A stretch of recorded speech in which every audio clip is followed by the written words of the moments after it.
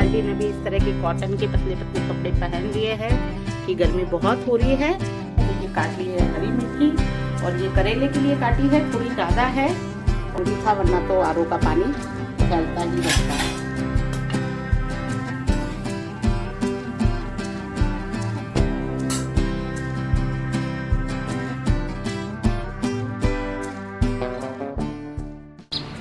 हर सुबह एक नई धुंधली और एक नई रोशनी, आओ देखें इस रोज की कहानी। Hello everyone, welcome back to my YouTube channel Seema sweet home. तो मॉर्निंग हो चुकी है, सूर्यदेव के दर्शन हो चुके हैं और यहाँ पर बन चुकी है चाय। और उसके बाद में हमने चाय लड्डू गोपाल जी को पिलाई है। तो चले गोपाल जी के पास। तो यहाँ पर बैठे हैं हमारे गोपाल जी, राधे राधे लड्डू। और उसके बाद में हमने चाय पी है और उसके बाद काम निपटाए हैं किचन के। हैं मेरे सुबह के काम, मटकी भी धोकर के रखी है और चाय वगैरह के बर्तन तो साफ हो चुके हैं। और यहाँ पर ये दूध गर्म हो रहा है। ये हमारे शिव जी के लिए अभिषेक के लिए दूध निकाला है। मेरी मटकी भर चुकी है, पहले आरओ बंद कर दूँ। तो भर चुकी है मटकी और पहले इसको उठाना जरूरी था वरना तो आरओ का पानी फैलता ही रहता है। तो ये मैं छोटी सी मटकी अपने लिए भर लेती हूँ। फ्रिज का पानी मुझे सूट भी नहीं करता है और अच्छा भी नहीं लगता है। तो दूध गर्म हो चुका है और यहाँ पर ये मैंने कुछ किचन के कपड़े इस तरह से सर्फ डाल करके और गैस चालू कर दी है। ये थोड़े 1-2 घंटे इस तरह से गर्म पानी में, हल्का सा गर्म पानी होगा और उससे गल लेंगे तो फिर अच्छे साफ हो जाएंगे। और यहाँ पर ये मैंने लंच के लिए निकाल लिए हैं सब्जी। तो ये निकाले हैं मैंने करेले। तो आप देख सकते हैं करेले कितने फ्रेश हैं और ये 3 दिन पहले आए थे। 3 नहीं बल्कि 4 दिन हो गए, संडे को आए थे। और ये बिल्कुल भी लाल या पीले नहीं पड़े हैं। बस मैंने ये किया था कि इनको धो करके और उसी दिन ऐसे हाफ कट कर दिया था। अब आप मर्जी चाहे जब 5-6 दिन तक इनको बना सकते हैं, ये बिल्कुल भी ख़राब नहीं होंगे। अगर आप साबुत करेले फ्रिज में रखेंगे तो वो पक जाएंगे। तो मैंने इस तरह से काट के रखे हैं और ढक दिए थे फ्रिज में। तो ये एकदम फ्रेश है। तो कट कर लेते हैं इनको।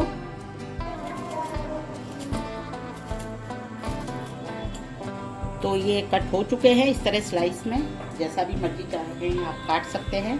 और अब मैं डाल दूँगी इसमें थोड़ा ज़्यादा ही नमक डालूँगी, करीब 4 चम्मच। और इसको अच्छे से मिक्स कर देंगे।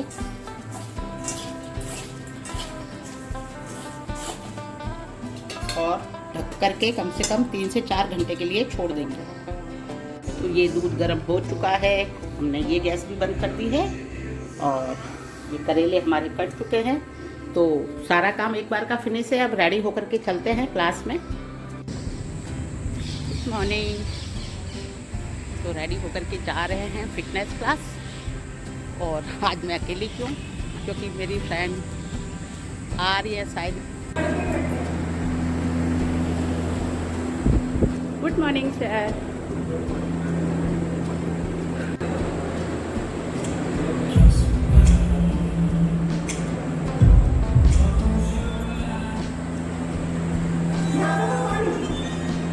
तो इस तरह क्लास पर हमारी एक्सरसाइज शुरू हो चुकी है।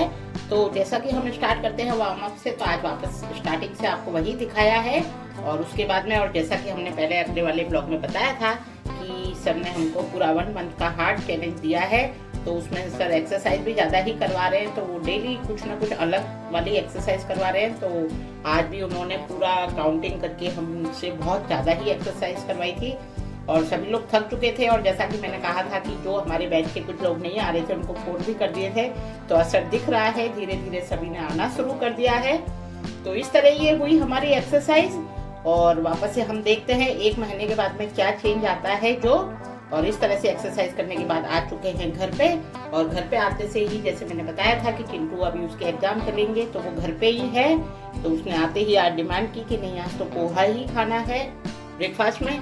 ब्रेकफास्ट डेली नहीं बनाती हूँ क्योंकि बहुत जल्दी खाना बन जाता है लड्डू गोपाल जी की वजह से। लेकिन किसी किसी दिन बच्चे की इच्छा हो जाती है यदि वो बोलता है तो। और वैसे भी अब मुझे लग रहा है डेली करना पड़ेगा क्योंकि सर भी इस चीज़ को ज़्यादा बोल रहे हैं कि आप अगर इतनी हार्ड एक्सरसाइज करके जाओगे तो आपको ब्रेकफास्ट करना जरूरी है, स्किप नहीं करना है। आप पूजा करो, सब कुछ करो, लेकिन अगर आप इतनी हार्ड एक्सरसाइज करोगे तो आपको घर जाकर के ब्रेकफास्ट जरूर करना है। तो मुझे लग रहा है शायद कि आगे आने वाले दिनों में मुझे कंटिन्यू करना पड़ेगा, लेकिन फिलहाल तो मैंने आकर के पोहा बनाया है और उसके बाद में चिंटू ने पोहा खाया है, मैंने भी खाया है, और उसके बाद नहा धो करके की है पूजा।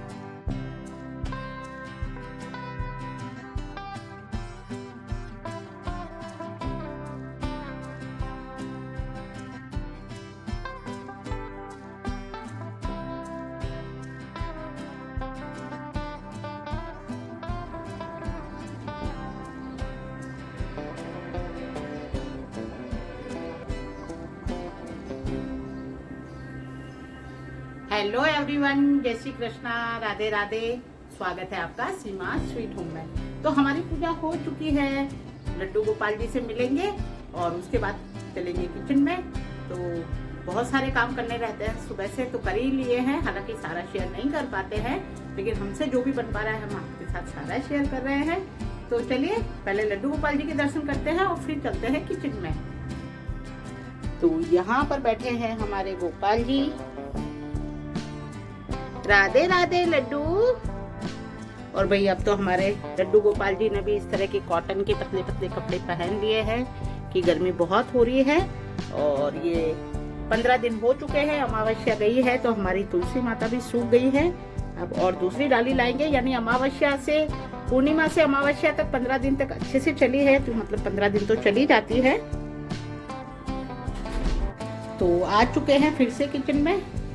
तो यहाँ पर मैंने ये दाल और चावल गला दिए थे, और जैसा कि ये करेले सुबह काट के नमक लगा के रखा था, तो ये देखिए ये एकदम कम भी हो गए हैं और इसमें थोड़ा मॉइस्चर आ गया है पानी का। तो इसमें नमक हमने बहुत ही ज़्यादा डाला था, तो अब इसको 2 से 3 पानी में बहुत अच्छे से मसल के धो के सारा पानी निकाल देंगे। और वैसे एक बार का हमारा सारा काम हो चुका है, बर्तन वगैरह सभी कुछ, तो बस अब लंच बनाना है। तो यहाँ पर ये 2 से 3 पानी में अच्छे से धो लिया है, और अब इसको बिल्कुल निचोड़ने देंगे, पानी इसका एकदम से निकल जाएगा। उसके बाद करेले बनाएंगे, तो इससे करेले का कड़वापन बिल्कुल निकल जाता है। तो ये करेले का पानी बिल्कुल निचोड़ चुका है, तो अब हम लगा देंगे तड़का। तो यहाँ पर मैंने कढ़ाई में सरसों का तेल लिया है, और तेल थोड़ा ज़्यादा ही लिया है, और यहाँ पर ली है थोड़ी ज़्यादा ही सौंफ, क्योंकि करेले सौंफ में ज़्यादा अच्छे बनते हैं। तो सबसे पहले कैसे तड़का लगाना है, जो मैं मेरी स्टाइल से कैसे करेले बनाती हूँ, तो वही आज आपके साथ शेयर करेंगे। तो चलिए शुरू करें। तो यहाँ पर ये तेल गरम हो चुका है। सबसे पहले डाल देंगे जीरा, हींग, हल्दी पाउडर और सौंफ। तो सौंफ को एकदम बाद में डालेंगे, जिससे ज़्यादा ना पके, क्योंकि सौंफ की खुशबू चली जाती है। और डाल देंगे करेले। तो यहाँ पर अभी हम ज़्यादा मसाले नहीं डालेंगे, सिर्फ हमने हल्दी और जीरे और सौंफ में तड़का लगाया है।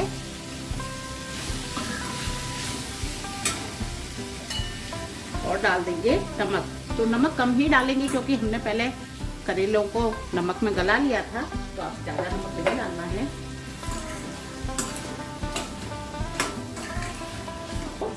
ढक करके सिम आंच पे पकने देंगे। तो ये यहाँ पर हमारे करेले बन रहे हैं, तब तक हमने यहाँ पर तैयारी कर ली है। तो ये काट ली है हरी मिर्ची, और ये करेले के लिए काटी है, थोड़ी ज़्यादा है, और करेले में हरी मिर्ची ज़्यादा ही लगती है। और ये दाल के लिए है, दाल में तड़का लगाएंगे, तो हरी मिर्ची, अदरक और मीठा नीम, और ये सलाद कट कर लिया है। एक बार चेक कर लेते हैं। वैसे मैंने 2 से 3 बार चेक कर लिया है, और ये करेले बन रहे हैं हमारे बड़े आसानी से।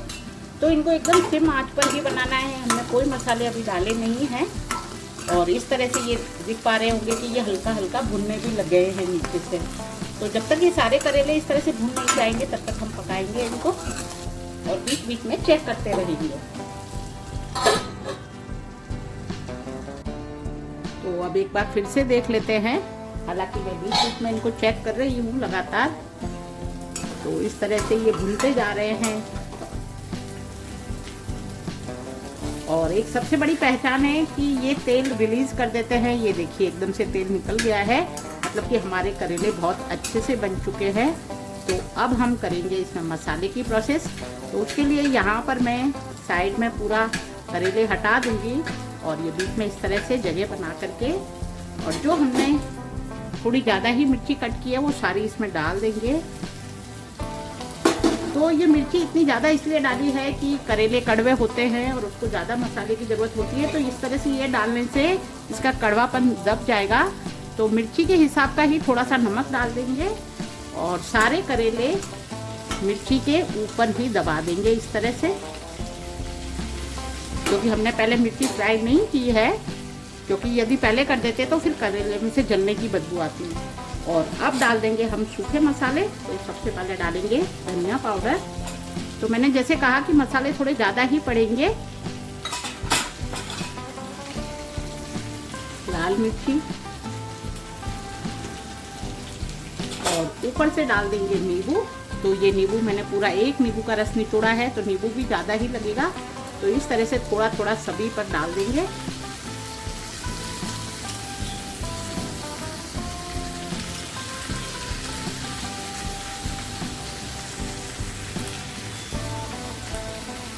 और इसको वापस से 1 मिनट के लिए ढक देंगे। तो करीब 1 मिनट हो चुका है। तो अब हम वापस से चेक कर लेंगे और इनको अच्छे से मिक्स करेंगे।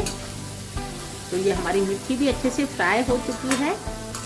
तो इस तरह से यदि आप करेले बनाते हैं तो ये बिल्कुल भी कड़वे नहीं बनेंगे। और ये रोटी, पराठा, पूरी आपको सफ़र में ले जाना है, टिफ़िन में रखना है। और सबसे अच्छा कॉम्बिनेशन तो इसका होता है दाल चावल के साथ। जो ये भुजिया बनती है एकदम खिली खिली, ये देखिए एकदम खिली खिली सब्जी बनी है। तो ये बहुत ही शानदार बनते हैं। और ये वाले करेले बनाना सीखा है मैंने मेरी मम्मी से। मेरी मम्मी हमेशा ऐसे ही बनाती थी और हमको बहुत पसंद आती थी। तो हम बच्चे थे तब भी खा लेते थे और मेरे बच्चे भी खा लेते हैं। तो आप भी एक बार ज़रूर से ट्राई करें। और यदि ये करेले वाली सब्जी आपको पसंद आई है तो कमेंट करके ज़रूर बताएं। तो बन चुकी है हमारी करेले की भुजिया। अब गैस बंद कर देते हैं और इसको दूसरे बर्तन में ट्रांसफर कर लेंगे।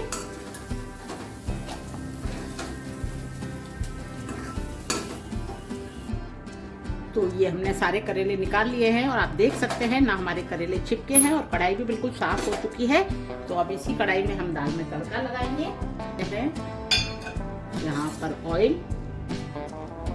तो यहाँ पर तेल गरम हो चुका है। अब डाल देंगे राई, जीरा, सूखी हुई लाल मिर्च, करी पत्ता, अदरक, थोड़ी सी हींग, हल्दी पाउडर, हरी मिर्ची, धनिया पाउडर और थोड़ा सा पानी। मसाला पक जाए और इसमें डाल देंगे लाल मिर्ची। अब डाल देंगे इसमें दाल।